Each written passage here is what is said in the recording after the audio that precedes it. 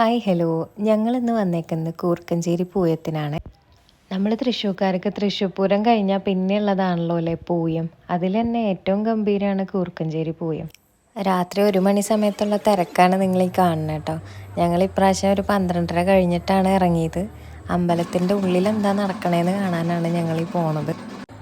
എല്ലാ പ്രാവശ്യവും റോഡ് സൈഡിൽ പല സൈഡിൽ നിന്ന് കാവടി വരണതിൻ്റെ നടുക്ക് പെട്ടുപോയി തിക്കിൻ്റെയും തിരക്കിൻ്റെ ഇടയിൽ നിന്നിട്ടാണ് കാണാറുള്ളത്. ഇപ്രാവശ്യം ആദ്യമായിട്ടാണ് അമ്പലത്തിൻ്റെ ഉള്ളിലത്തെ കാഴ്ചകൾ കാണാൻ പറ്റി. 14 സെറ്റോളം കാവടികൾ ഉണ്ടെന്നാണ് ഞാൻ കേട്ടിട്ടുള്ളത്. എനിക്ക് കറക്റ്റായിട്ട് അറിയില്ല. പക്ഷേ എല്ലാ കാവടികളും ഇങ്ങനെ അമ്പലത്തിൻ്റെ ഉള്ളിൽ കയറി കഴിയുമ്പോൾ കാണാനൊരു പ്രത്യേക ഭംഗിയാണ്. അതേപോലെ തന്നെ ആന ഉണ്ട് എന്നുള്ളതൊക്കെ ഞാൻ ഇപ്രാവശ്യമാണ് അറിഞ്ഞത്. 2 ആനകളെയാണ് കണ്ടത്. അതിലൊന്ന് പാമ്പാടി രാജനാണ്. പാമ്പാടി രാജൻ വന്നതിൻ്റെ ആഘോഷ ആരവങ്ങളാണ് ഈ കേൾക്കണത്.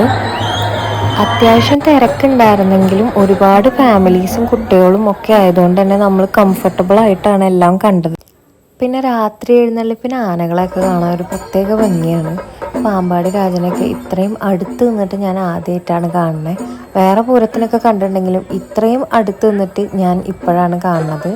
ഇനി നമ്മൾ അമ്പലത്തിൻ്റെ പുറത്തേക്കാണ് പതുക്കെ പോണേ. കാരണം പന്തലും ലൈറ്റും ഒക്കെ കാണും. കഴിഞ്ഞ കൊല്ലത്തെ പൂയത്തിൻ്റെ പന്തലിനേക്കാളും ഗ്രാൻഡായിട്ടാണ് ഇപ്രാവശ്യത്തെ പന്തലുകളൊക്കെ. ലൈറ്റ് അറേഞ്ച്മെൻറ്റും കാര്യങ്ങളും ഒക്കെ അടിപൊളിയായിട്ടുണ്ട്. പന്തലൊക്കെ കണ്ടുകൊണ്ടിരിക്കുമ്പോൾ തന്നെ ഞങ്ങൾക്ക് വിശക്കുണ്ടായിരുന്നു. ഞങ്ങൾ പോയിട്ട് ജ്യൂസും സ്നാക്സൊക്കെ കഴിച്ചിട്ടുണ്ടായിരുന്നു. പക്ഷെ അതൊന്നും വീഡിയോ എടുക്കാൻ പറ്റിയില്ല. അപ്പോഴേക്കും ആന വരുന്നത് കണ്ടുകൊണ്ട് ആനയുടെ വീഡിയോ എടുക്കാനാണ് പോയത്. ഇപ്പം തന്നെ സമയം 1:30 കഴിഞ്ഞിട്ടുണ്ട്. എന്നിട്ടും തിരക്കിനൊന്നും ഒരു കുറവുമില്ല. ഞങ്ങൾ ഒരുവിധം പന്തലും കാര്യങ്ങളൊക്കെ കണ്ടു കഴിഞ്ഞിട്ട് പിന്നെ നമ്മൾ തിരിച്ച് വീട്ടിൽ പോകാമെന്ന് വിചാരിച്ചിരിക്കുമ്പോഴാണ് അടുത്ത സെറ്റ് കാവടി വരുന്നുണ്ടായിരുന്നത്. പിന്നെ അതും കണ്ടു കഴിഞ്ഞിട്ട് ഒരു 2 മണി 2:30 ആയപ്പോഴാണ് അവിടെ നിന്ന് തിരിച്ച് പോകുന്നത്. ഇപ്രാവശ്യത്തെ പൂയം അടിപൊളിയായിട്ടാണ് ഞങ്ങൾ ആഘോഷിച്ചത്. അപ്പോൾ അടുത്തൊരു വീഡിയോ ആയിട്ട് കാണാം. ബൈ.